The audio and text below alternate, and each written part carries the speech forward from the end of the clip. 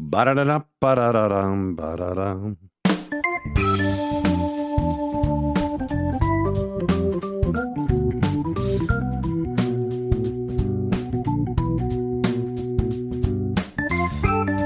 Wilder Show podcast. I'm Scott, and Lauren is out today. We will carry on. Make it tolerable. Set the expectation low.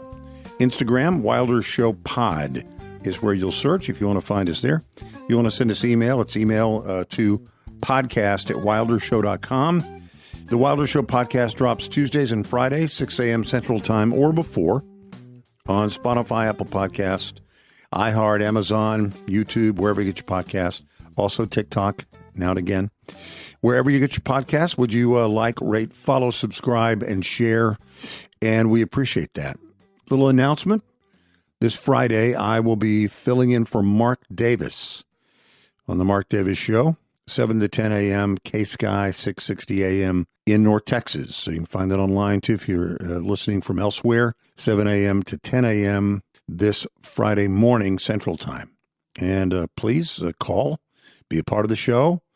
I love the live interaction if you want to do that. It's one of the things podcasts do not give me is live, immediate feedback. So I like that. So would you do it? You can do it by text there too. We'll just listen Friday morning, 7 to 10 a.m. And then you can listen to the podcast right after that. How about that? Wilder Show podcast, Tuesdays and Fridays. So if you're inclined, I invite you to listen. They have a text line, all kinds of things. Anyway, I guess, I've done it once, and I told Lauren that may be it. I don't know if they will ever, for obvious reasons. I don't know if they'll ever call again. Anyway, Mark is off on Friday, and so I will be filling in for Mark Davis Friday morning, 7 to 10 a.m. And what could go wrong to fill in for Mark Davis on Friday the 13th? But we'll give it a go. Trump is going to go after Cuba next. This is from the I Told You So files. Here's what he said. Cuba is going to fall pretty soon, by the way, unrelated, but Cuba is going to fall too. He offered this completely unprompted in about a 7-minute phone call with Dana Bash from CNN. He said, they want us to make a deal so badly. They want us to make a deal, and I'm going to put Marco Rubio over there, and we'll see how that works out. We're really focused on this one right now, meaning the war with Iran. We're focused on this one right now. We got plenty of time, but Cuba's ready after 50 years, he said. And then he said, I've been watching it for about 50 years. It has fallen right into my lap because of me. It's fallen, but it's nevertheless fallen right into my lap. And we're doing very well. I have no idea how it's almost like a cut and paste conversation. A day earlier, the president said at the White House that it's only a question of time before American Cubans can return to their home country, appearing to say that's next on the list.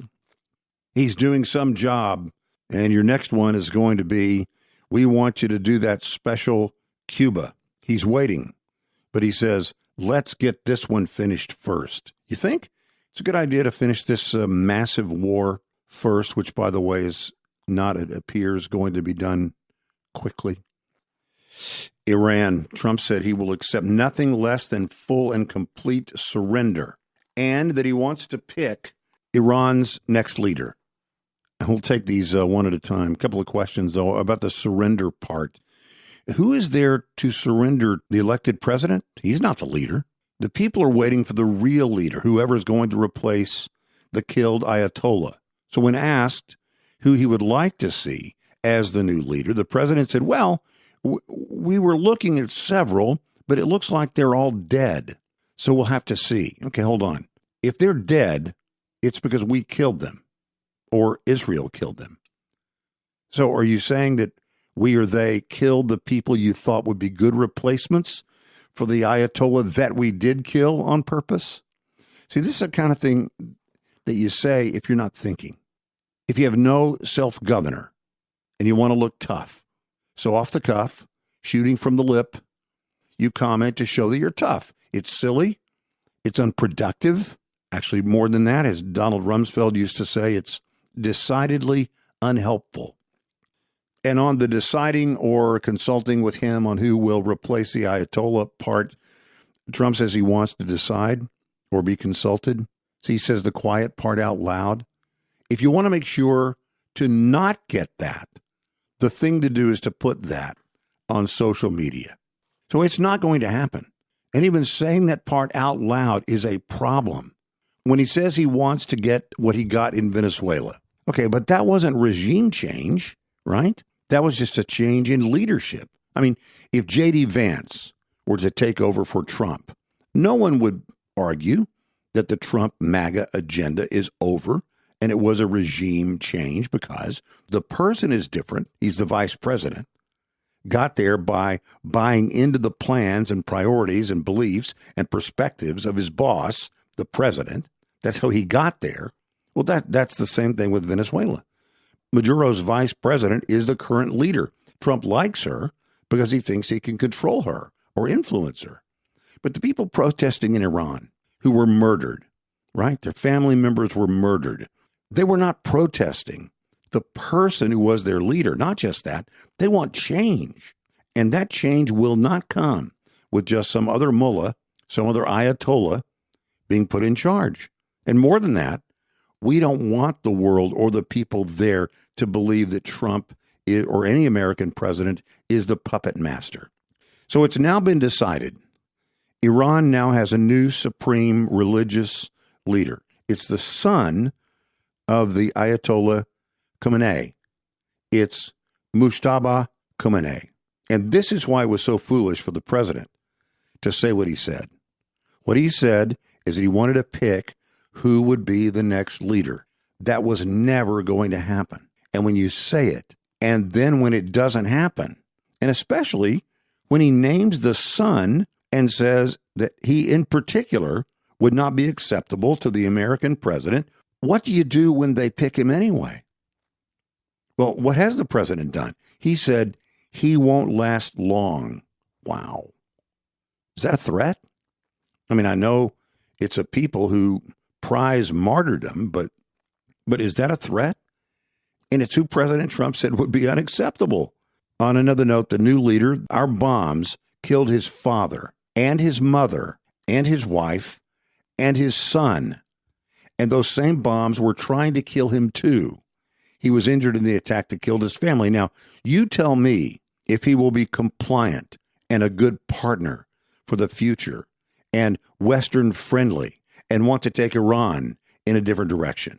And for the reasons we detailed in a previous episode, this must be concluded quickly.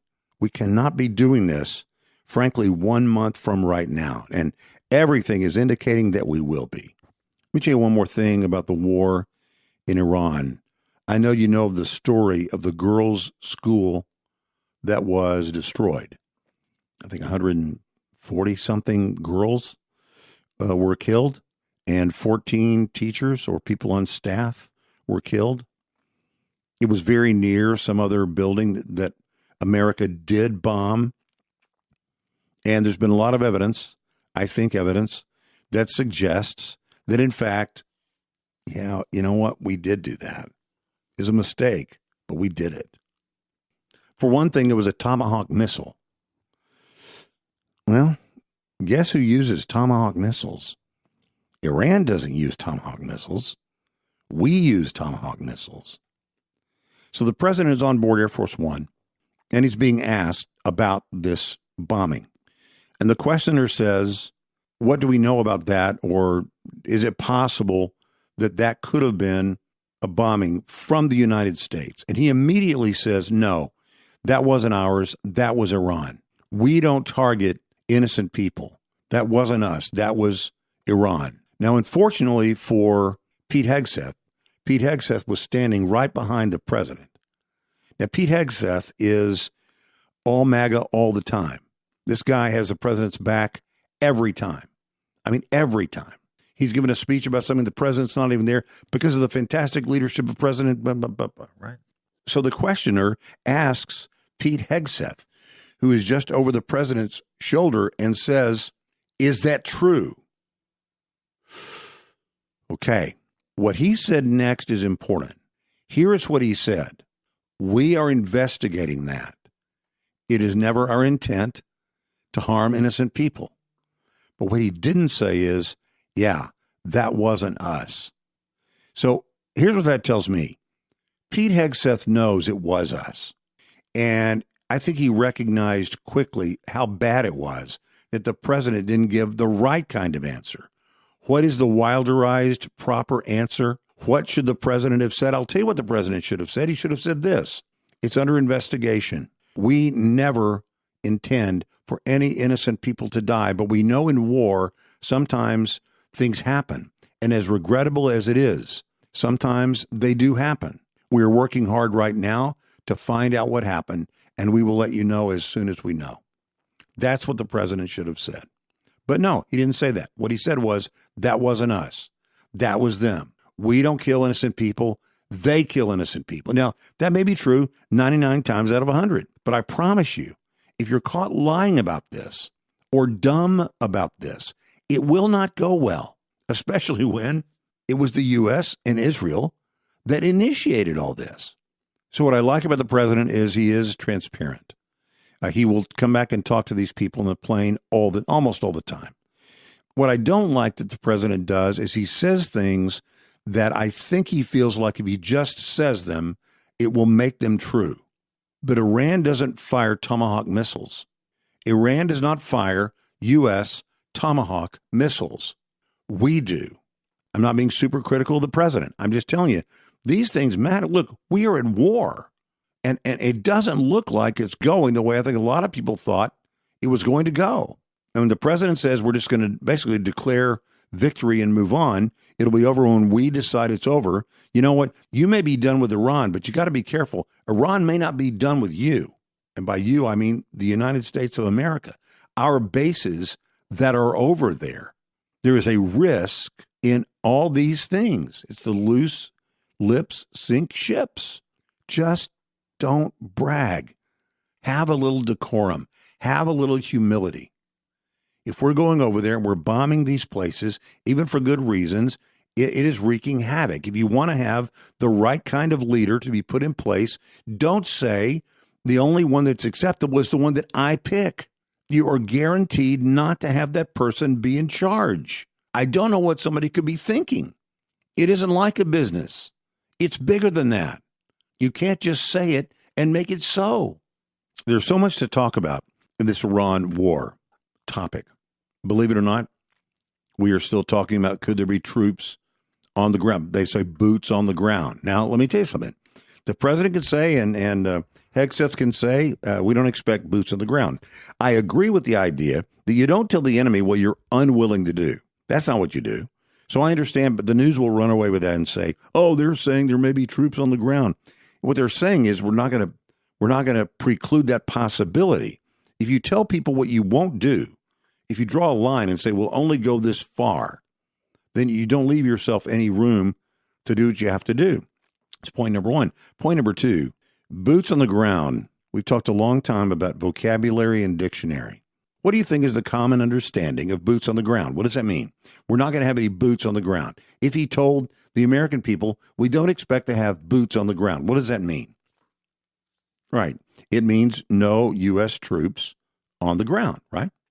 We're not going to have anybody from America in harm's way on the ground. No ground incursion. But let me tell you something. You have to know what the dictionary is for people. Do you know what he means by no boots on the ground? What he means is we could have boots on the ground, but it wouldn't be troops. It would be special operators. And I don't think people understand that's what he's talking about. That even if he says no boots on the ground, don't think that means no boots on the ground. It doesn't mean that. Now, I hope it doesn't come to that. But just don't ever get comfortable with what people say until you know for sure you know what they mean.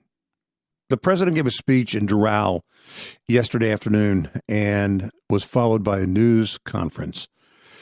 And in his talk, he said, we don't even know who's running Iran right now.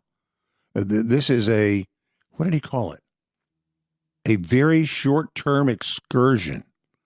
That's what he called what's going on right now in Iran, a very short-term excursion.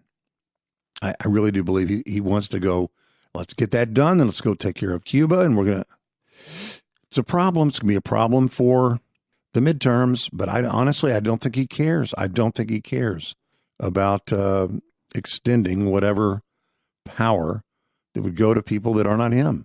In the president's talk before the press conference or the news conference, he also said, he made little news with this, he claimed that Iran was about to launch an all-out attack on American assets in the Middle East, quote, within a week if we did not strike first. That's new. If it's true, that's new. Within a week, they were going to attack us 100%. They were ready. They had all these missiles, far more than anyone thought, and they were going to attack us. And if they had a nuclear weapon, they would have used it in Israel. And this was going to be a major attack. And they had all those missile sites and all those launchers that we got rid of. Okay. Well, first of all, they shouldn't have a nuclear bomb because of all the decimating we did, last June, right? That was the whole point of that is, we obliterated, I think was the word. We obliterated their ability. So that's news. And that was all before the news conference. I hope he doesn't do it.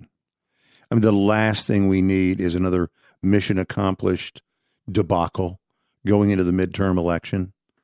But the president is sort of floating the idea of ending the war after he had a call with Vladimir Putin.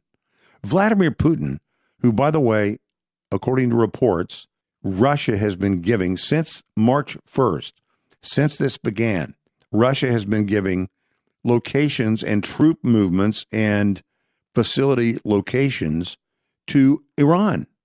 I don't get it. How do we not know that Russia is not our friend? China is not our friend. They're not. I sometimes watch things or listen to things that are not my particular taste, like music. If I love good lyrics, good writing, I can appreciate good writing, even if the topic is not for me, or conclusions that they come to are different from mine, or if I like great guitar playing, I can listen and appreciate, if not also enjoy, great guitar playing, even if the song is in a style that is not my favorite. I said this kind of thing about Phil Donohue. Disagreed with him on, I think, everything, but really thought he was good at what he did, that he was a great communicator, and that there was something in there that I could learn by watching. I thought he was a good thinker, that he made his case well and effectively. And again, it's a case that I wouldn't make. It's a conclusion I wouldn't come to, but I liked and I appreciated his ability to do what he did. I didn't watch to learn what to think or what to conclude. I watched to sharpen my ability to make a different point. I wanted to make a different point, to apply it to my perspective that is different from his perspective, to make the case well and make it better, because I didn't let his conclusions keep me from appreciating how he made the case. Watching it didn't change me, except that I think it made me better in terms of being able to defend my position. This is different but related, which you will see in a second. The Jesse Jackson funeral. Past Democrat presidents were there with their wives. Kamala Harris there with her husband. Oh, wait, there was one wife that wasn't there. One first lady not there. It was Michelle Obama. Again, she has been conspicuous by her absence at several events that first ladies have attended. Biden spoke, Obama spoke, Clinton spoke, Kamala Harris spoke, and yes, she really did say what could be unburdened by what has been. Yeah, twice she said that. But she started her time saying, by referring to Trump, she said, I told you so, at a funeral. The only one of those that was almost completely free of politics was, guess which one? Guess which one of those was almost free of any politics? I'll tell you about that in a second. The funeral was long, and I mean long. Actually, I think it just concluded. They said 5 hours, but I promise you, it was more like 7 hours. I had it on the whole time, sometimes muted. I heard the big speeches. And one of those was Jesse Jackson Jr. When he got up there, I thought, I'm sure this guy is sad, but really, he actually seems mad. He made a big deal of how he had been told to keep his talk to 7 minutes. Can you believe? At your dad's funeral, after you'd sat through all that you'd sat through, and it's finally your turn, and whoever's in charge tells you you got 7 minutes. In fact, he counted it down as he went. That's how I thought, this guy's not happy. He said, in my remaining 6 minutes, I only have 4 minutes left. With my last 2 minutes. Now, he's bombastic like his dad was. But this was more like all these people went on and on and on, and you're putting a stopwatch on me? So I thought he was ticked. That's what I thought. I thought he was mad. But I always second-guess myself. Hey, man, you're being too picky. You're being too critical. Let the guy grieve. Everybody grieves differently. That's what, I told myself.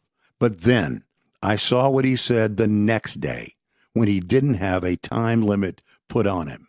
He ripped those who spoke the day before at his dad's funeral for using it to take shots at President Trump. That's surprising. Jesse Jackson Jr. said the grandstanding Democrats didn't really know his father after they used their eulogies to bash the president, policies, Trump's vision for America, whatever. The next day, Jesse Jackson Jr. said, this is a quote, yesterday I listened for several hours to 3 U.S. presidents who do not know Jesse Jackson. Isn't that interesting? Said that at the Rainbow Push Coalition headquarters in Chicago. Of his dad, he said, he maintained a tense relationship with the political order, not because the presidents were white or black, but the demands of our message, the demands of speaking for the least of these, those who are disinherited, damned, dispossessed, disrespected. Because of those, he demanded not Democratic or Republican solutions, but demanded a consistent, prophetic voice that at no point in time ever sold us out as people, end quote. Wow. Wow. Now, to the only one of the folks that didn't seem very political, very much at all, who do you think it was? Obama, Kamala Harris, kind of gave you a hint there, Clinton or Biden? It was Clinton. And this might get me in a bit of hot water, but I have said this kind of thing before, so let me be clear first. I disagree with him on many, many things. I did not vote for him. He's old. His voice is weak. He's slower. But you know what? He still got it. It was the best talk of the funeral, I thought. And you can find a way to dismiss it and say, hey, he's fake. He was faking it. But I'm telling you, he doesn't need anyone to like him anymore. When he got up there, he said, I'm not here as a former president. I'm here as his friend. He didn't talk about politics. He talked about how they were both born in the South, born to unwed mothers, rough upbringing. Then he told a story that I'd never heard before. It was when Bill Clinton was being impeached, right in the middle of it all. Big decision coming up. Jesse Jackson called him. Clinton answers, thanked him for calling him. Thank you for calling me. I need this. Even before they talked or said anything about anything, how great it was when he was most in need of a friend to get this call. What did Jesse Jackson say? He said, I didn't call to talk to you. I want to talk to Chelsea. Is she there? He talked to Chelsea to see how she was doing. And when that conversation was over, he hung up. Bill Clinton told that story, which I thought was great. It was deferential. It was a tribute to the person they were supposed to be talking about. He didn't make it all about himself. He didn't say, here's what I learned from Jesse Jackson, and that's why I did this and this and this and this, the likes of which the world had never seen before. He just said, I'm here to honor my friend. And I want to tell you a story I've never told anybody before. And he told the story without any hint of it being about himself. Anyway, I thought there was a good lesson in there. Not only what he did, but the fact that it would have been easy to hate or dismiss someone or disagree with someone, and so to have never watched it, but then I would not be able to tell you about it. I'm glad I watched it. Oh, it is a time for Scattershoot. Let's go.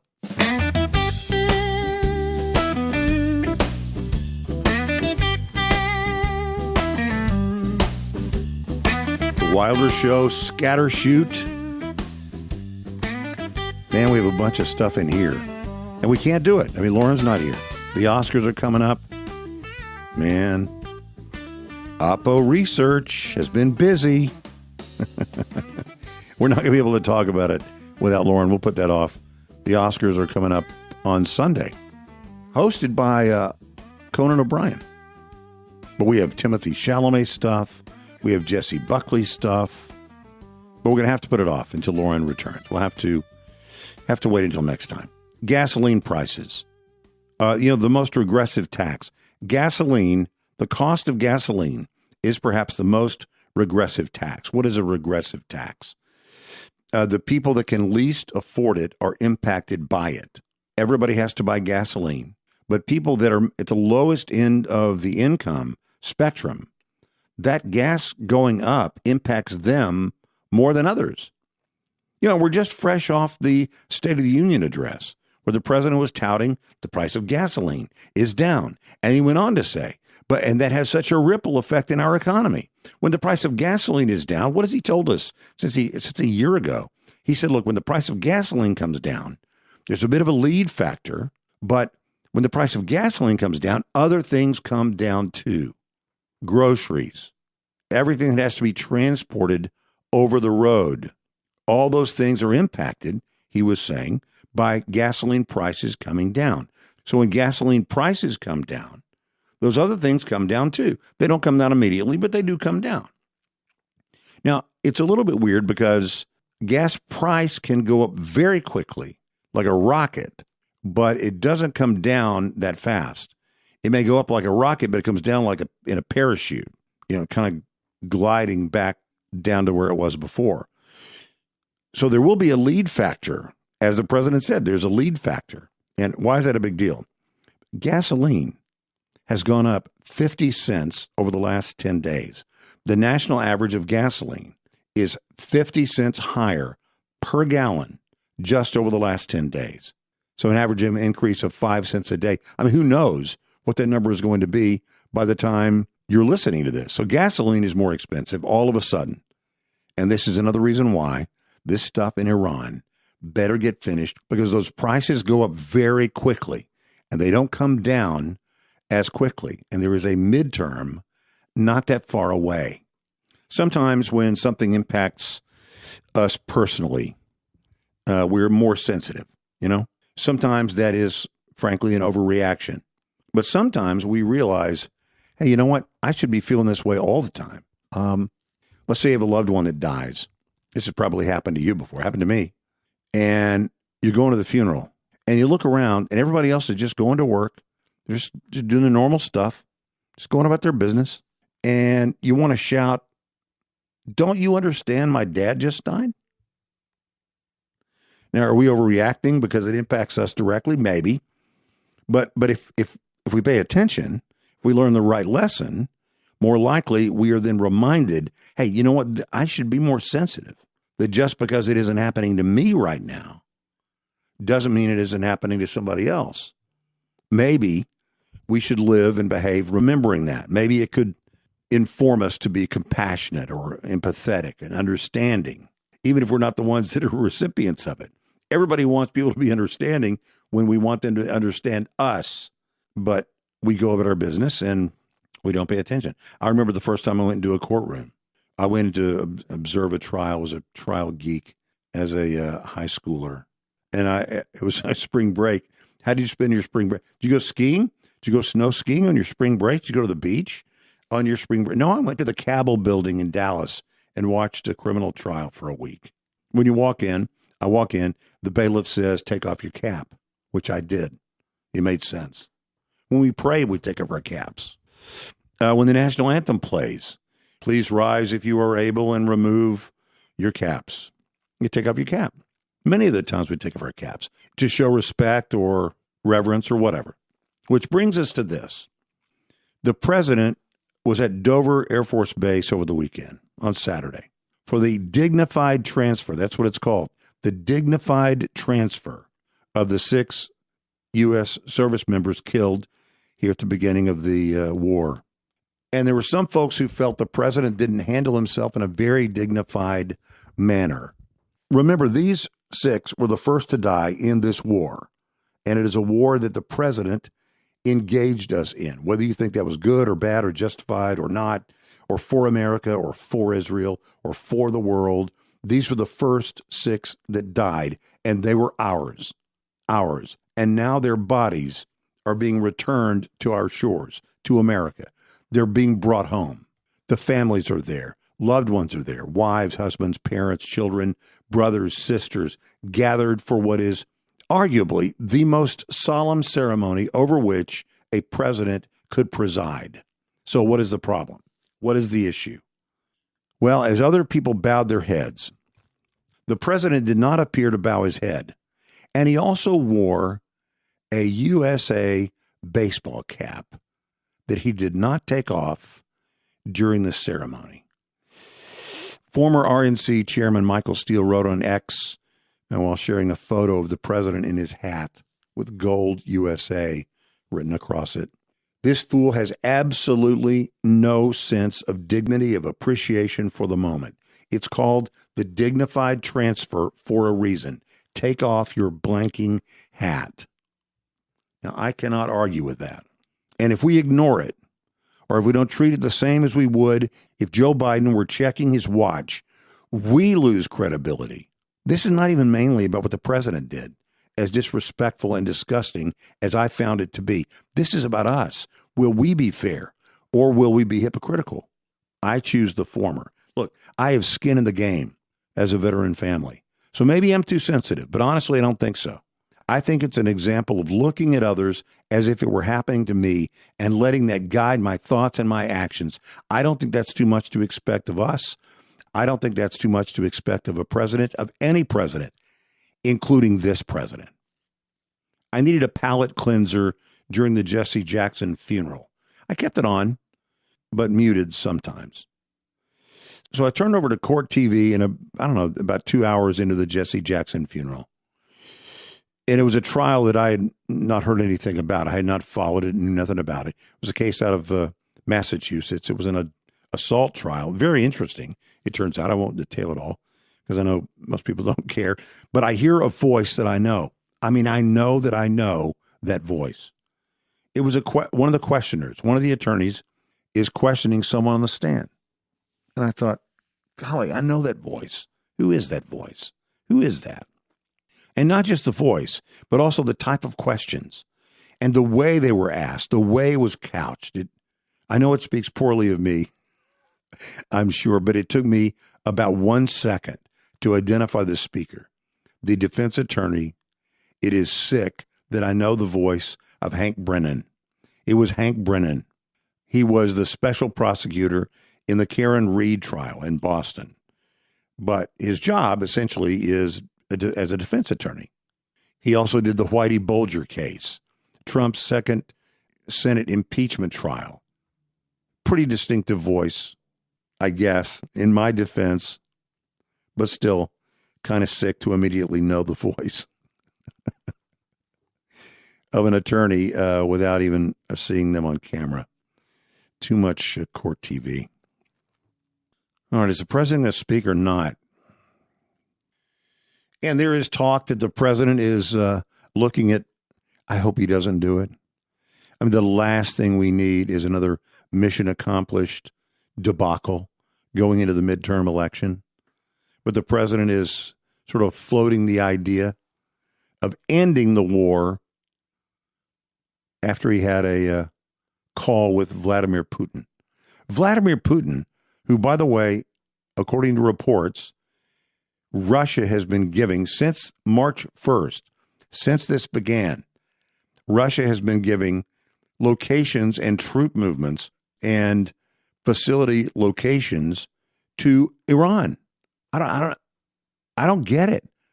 How do we not know that Russia is not our friend? China is not our friend. They're not. That is the Wilder Show podcast. And remember, Friday morning, filling in for Mark Davis. 7 to 10 a.m. on K-Sky. At 6:60 a.m. in Dallas, Fort Worth, and North Texas area. So join us for that. It's going to be fun. 7 to 10 a.m. Friday for Mark Davis. If you want to send us email podcast at wildershow.com. The Wilder Show podcast drops Tuesdays and Fridays, 6 a.m. Central Time or before on Apple Podcasts, Spotify, iHeart, Amazon, YouTube. Also on the TikTok now and again. Wherever you get your podcast, like, rate, follow, subscribe, and share. Lauren, you're missed, and we'll see you next time.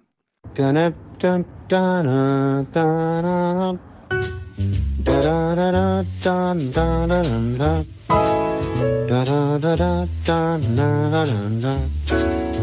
da da.